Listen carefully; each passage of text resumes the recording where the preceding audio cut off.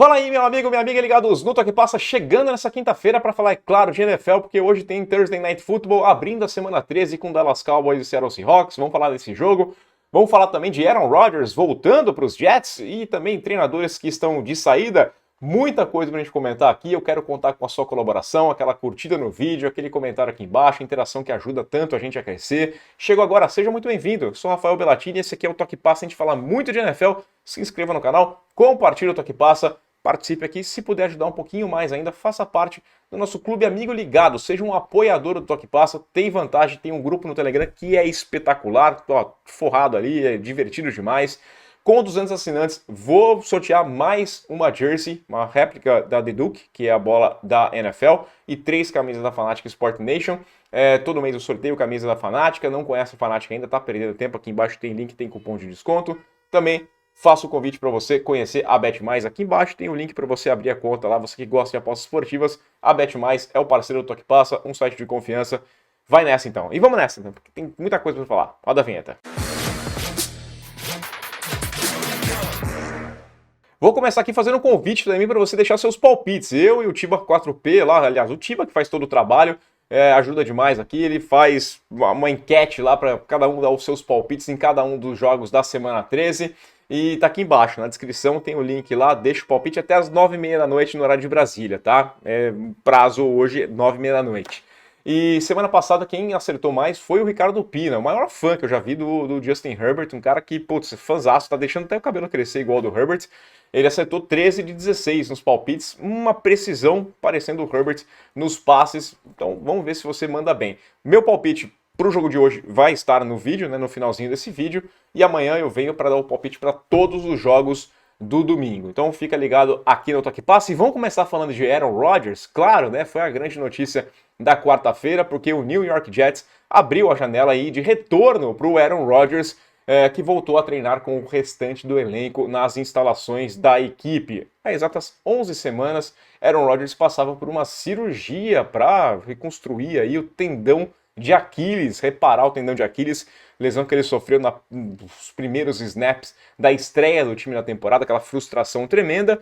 E o quarterback dá um enorme passo aí para poder voltar, quem sabe ainda nessa temporada, um recorde, uma coisa inimaginável. Um tendão de Aquiles é uma lesão que demorava anos, né, para você voltar. Uns 8 meses pelo menos. A expectativa era a temporada que vem, o cara pode jogar ainda neste ano. O Rodgers foi liberado para as atividades de futebol, mas sem contato ainda, né? Ontem ele fez alguns drills ali com os outros quarterbacks, fez alguns passes para recebedores, mas sem nadinha de defesa, nem com os recebedores, uma coisa muito mais leve. Segundo as regras da NFL, os Jets agora têm 21 dias para definirem se ele volta ou não, se ele sai da Injury Reserve.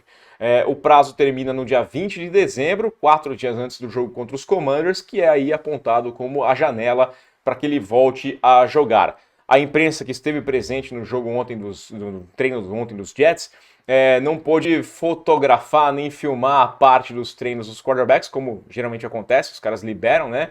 Mas os Jets liberaram esse teaser aí da volta, para dar aquela empolgada na torcida com o Aaron Rodgers voltando. Existem alguns maldosos que estão falando que esse vídeo não está em slow motion, que foi assim mesmo.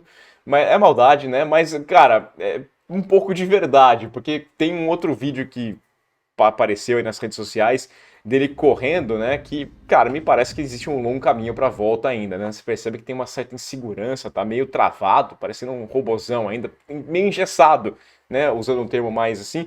Eu não imagino que seja algo que resolva em 21 dias, considerando ainda que o Rodgers vai ter que correr pela vida, dada a proteção, né, que a linha ofensiva dos Jets tem oferecido para os quarterbacks nessa temporada. Então, eu acho, se eu tivesse que apostar, eu acho pouquíssimo provável que o Aaron Rodgers volte a jogar.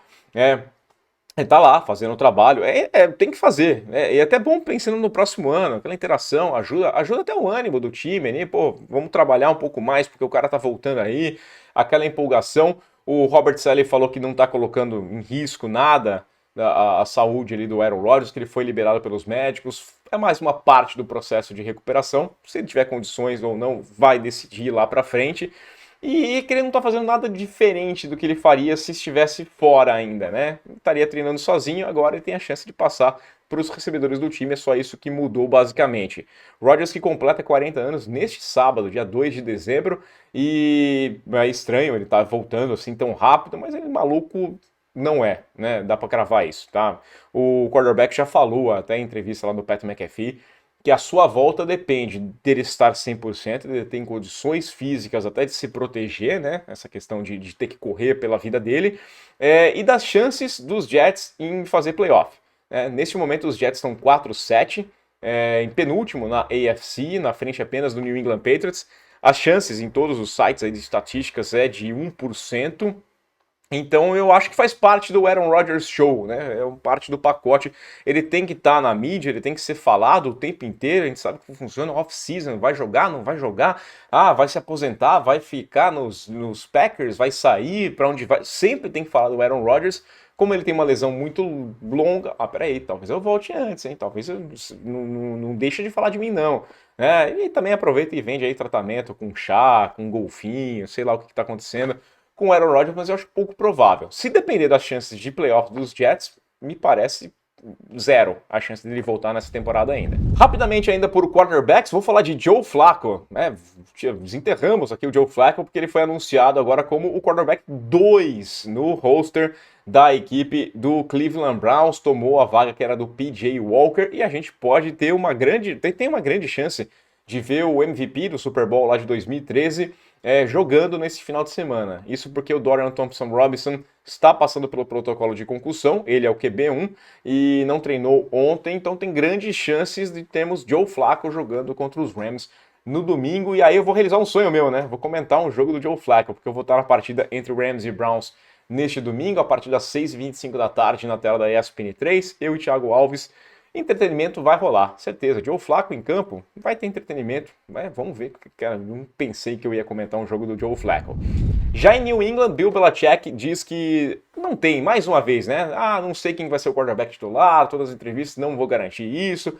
Tá sendo assim desde da Alemanha, não sei quem vai ser, se vai ser o Bailey Zappi, se vai ser o Mac Jones, mas agora parece que realmente vai ter uma mudança, segundo o Mark Daniels do MassLive.com, né, um site lá de Massachusetts. O Bailey Zappi foi quem teve mais repetições com o time titular, trabalhou com o time titular, teve uma boa conexão com o Smith-Schuster ainda, né, segundo os relatos do Mark Daniels, e o Mac Jones trabalhou com os reservas, então a gente deve ter mudança para o jogo contra os Chargers neste domingo lá em Foxborough.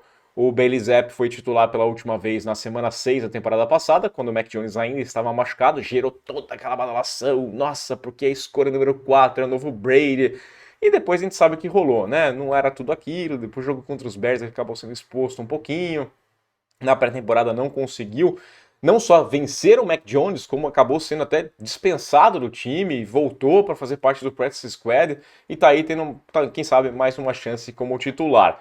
O Mac Jones nessa temporada está abaixo da crítica, completou 64,9% dos seus passes, 10 passes para touchdown, 12 interceptações, o time não avança, o time não chega em lugar nenhum, e o Bailey Zappi entrou em 4 partidas, completou 48,7% dos passes, não tem nenhum passe para touchdown e tem 2 interceptações, né? Foi frustrante no jogo contra os Colts, que eu acompanhei lá, entrou para fazer o game winning drive e acabou dando errado.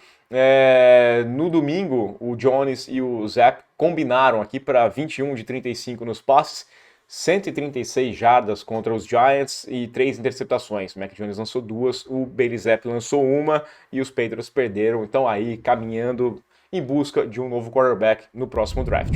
Aproveitando que eu citei o Bill Belichick, eu vou entrar aqui num assunto que a gente entrou na live, né? O Fábio Ramalho mandou uma mensagem comentando o que o Adam Schefter falou. O Schefter falou que entre 7 e 10 times devem procurar treinadores no final dessa temporada.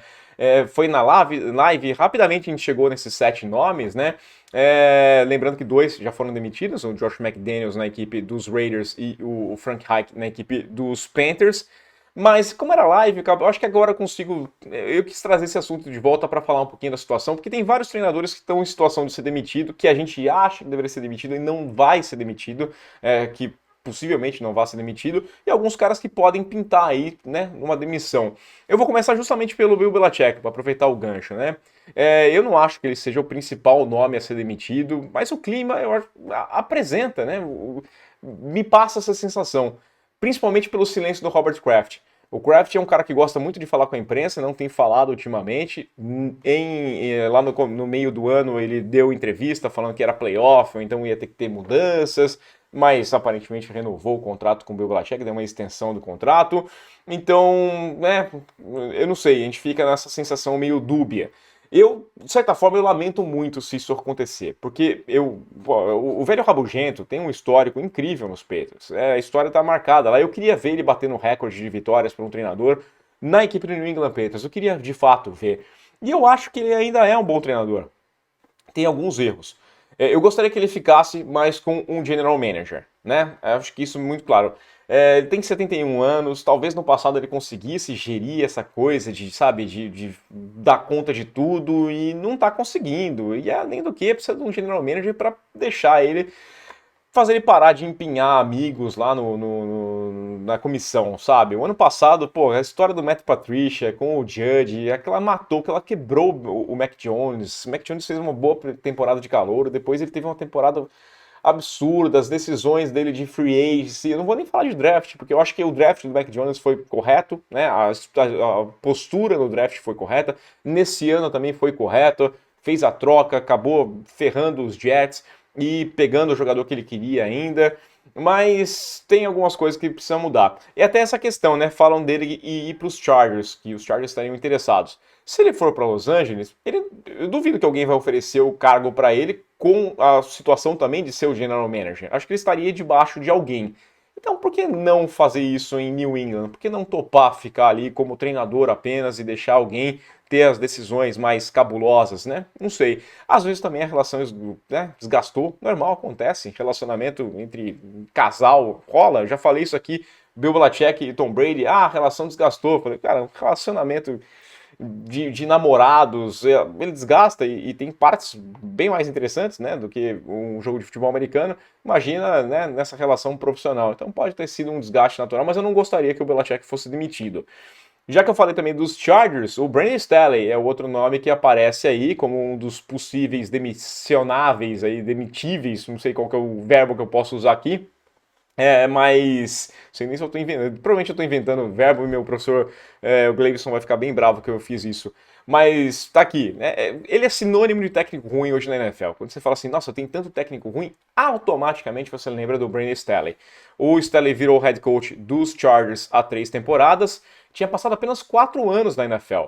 Né? Ele foi 3 anos ali como o técnico de outside linebackers na equipe dos Bears, nos Broncos, 2 anos nos Bears, uma vez um ano nos Broncos. Em 2020 ele foi o coordenador defensivo da equipe dos Rams e então teve a chance de ser head coach na equipe dos Chargers. Primeira temporada, bateu na porta dos playoffs, ficou de fora de uma maneira assim, questionável, né? Última semana jogando contra os Raiders de técnico interino, perde na prorrogação. Mas sei lá, primeiro ano como treinador, cometeu alguns erros, quarterback no segundo ano, as coisas vão melhorar. Até vai, dá-se uma chance. Aí no ano passado, para mim era injustificável, né? Playoff veio, aquela derrota maior, a terceira maior virada de um jogo de pós-temporada. Contra o Jacksonville Jaguars, vencia por 27-0, teve 5 turnovers a favor e nenhum contra na partida e mesmo assim conseguiu perder. Para mim era injustificável, indefensável, porque os erros do primeiro ano estavam lá, né? Aquela confusão mental entre ousadia e burrice em quarta descida, sabe? O cara tenta, coragem, vou para cima, só fazia besteira, decisões equivocadas, então não entendia.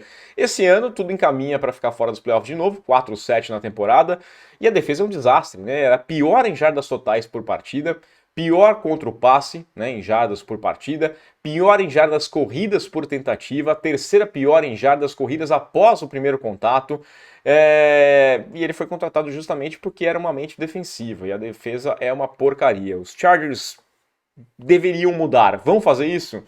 Por incrível que pareça, é difícil de cravar, né? Segundo a mídia especializada, seria até surpreendente se mudassem.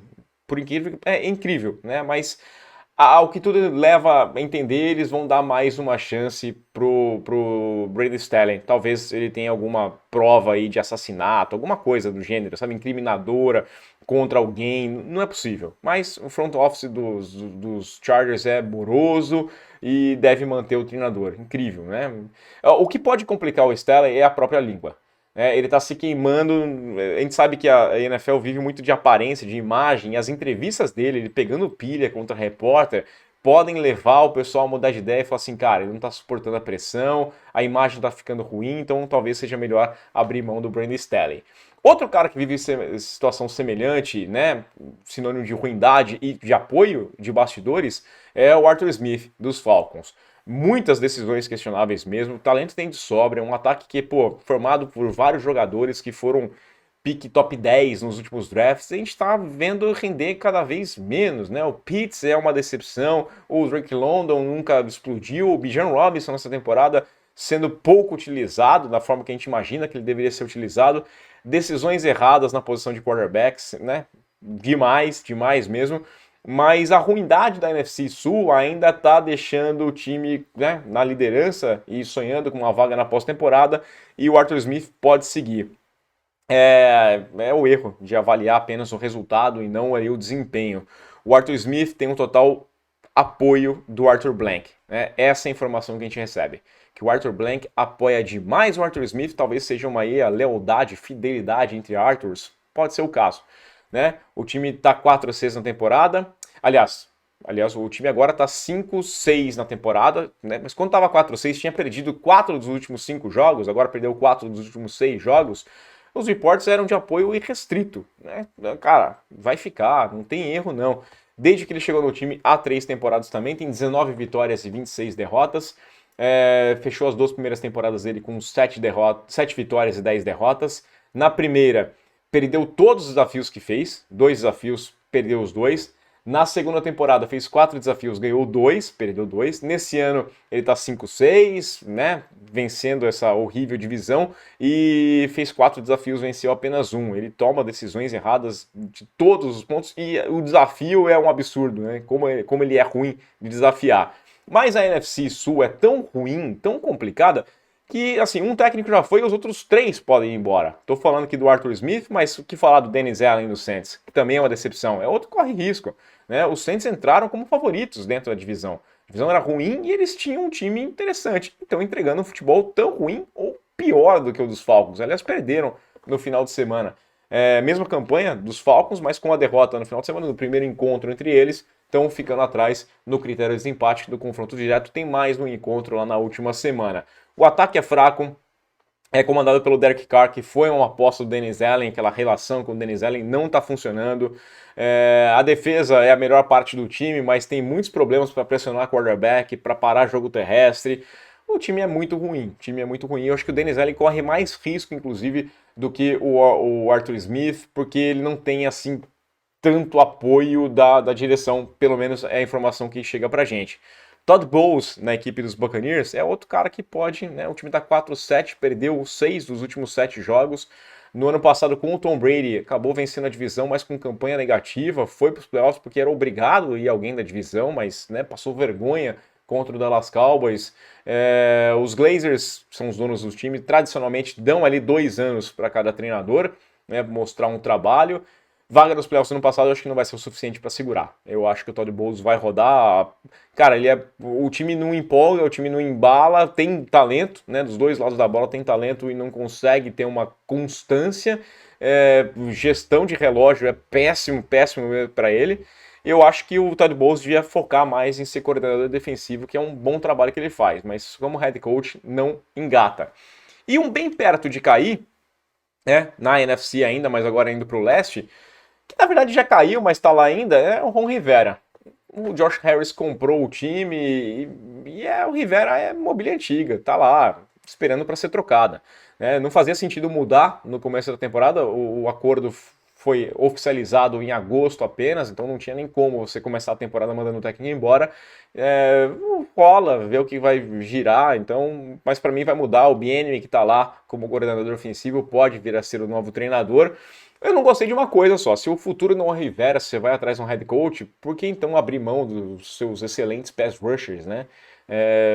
Os melhores jogadores da franquia, o Chase Young estava no último ano de contrato, mas se metia tag, né? O Montez Sweat tinha contrato ainda, deixa um novo head coach decidir, os caras teriam valor de mercado ainda, muito interessante, então não entendi por quê, até o valor da troca não foi assim tão significativo para você simplesmente abrir mão se você vai mudar de treinador. Né? Dois pass rushers que são difíceis de você conseguir repor no futuro próximo.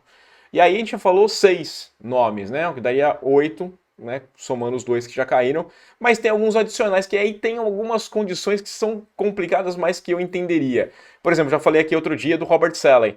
Né? Eu acho que a situação do Robert Saleh pode ficar complicada no final da temporada pelo preço que ele vai pagar pela insistência no Zach Wilson.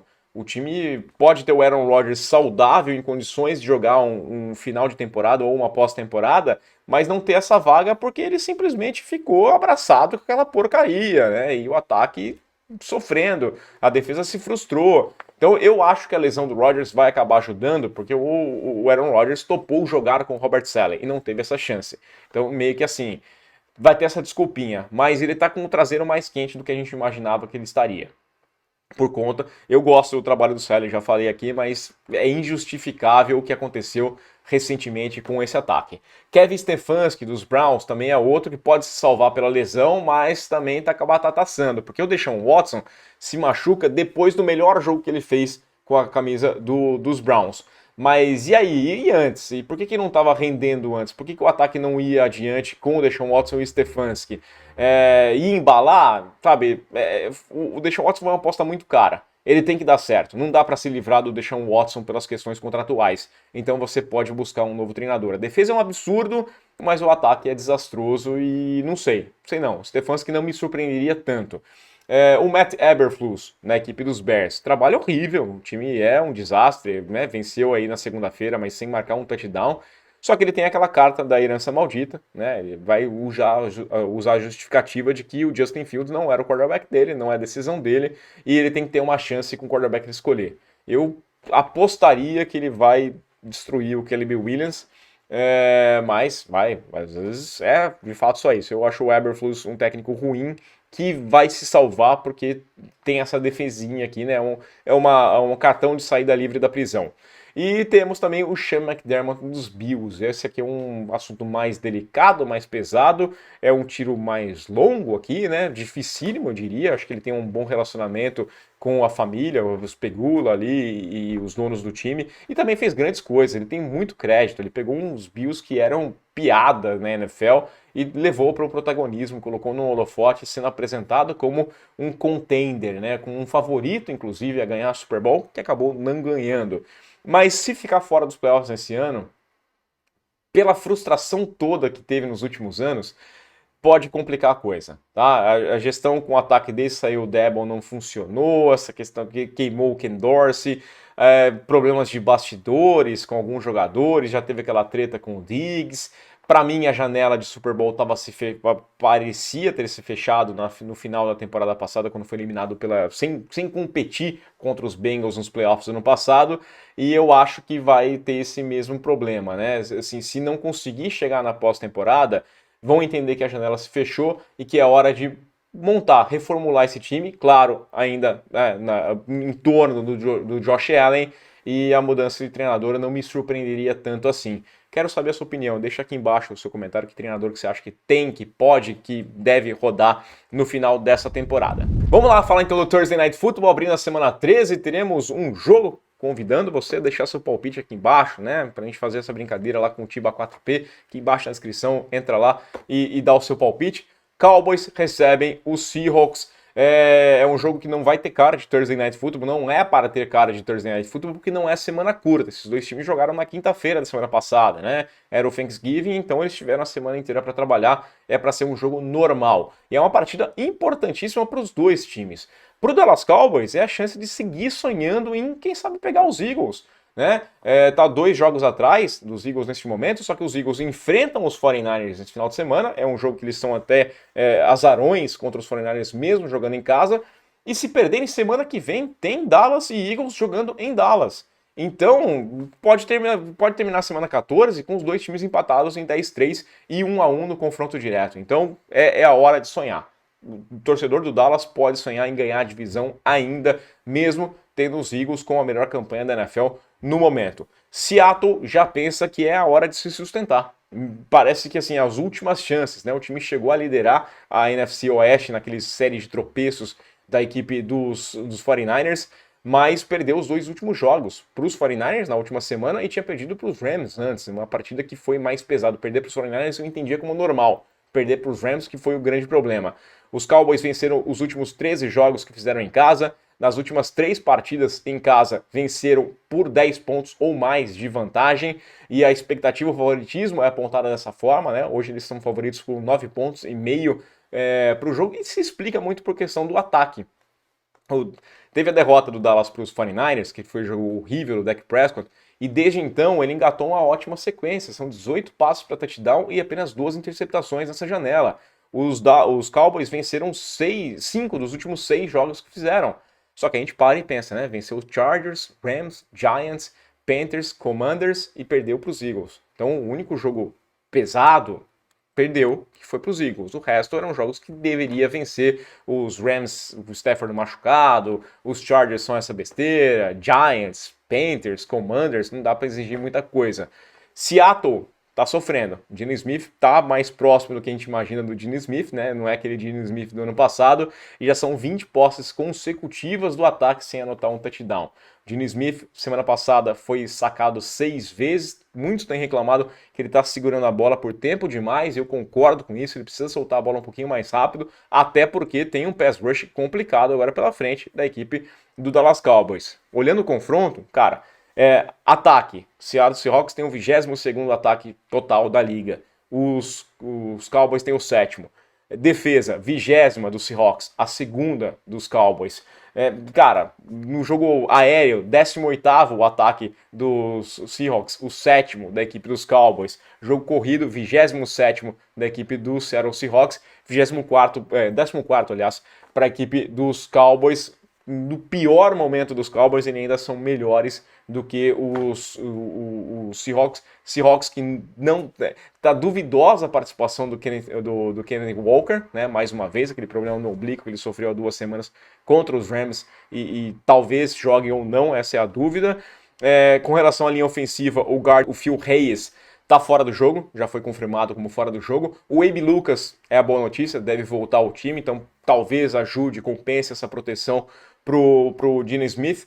Eu vou ficar com um palpite muito, assim, tranquilo numa vitória de Dallas. Eu só não acho que vai ser uma vantagem tão grande. Vou colocar um placar aqui de 28-20. Eu vou ficar no under aqui do handicap que tá aparecendo nas casas de apostas. Mas eu acho que vai ser um bom jogo, né? Para começar a semana legal aqui. Amanhã eu volto para falar dessa partida e dar os meus palpites para todos os jogos do Domingão. Conto com a sua colaboração, então, aquela curtida, aquele comentário, se inscreve no canal e aquele abraço.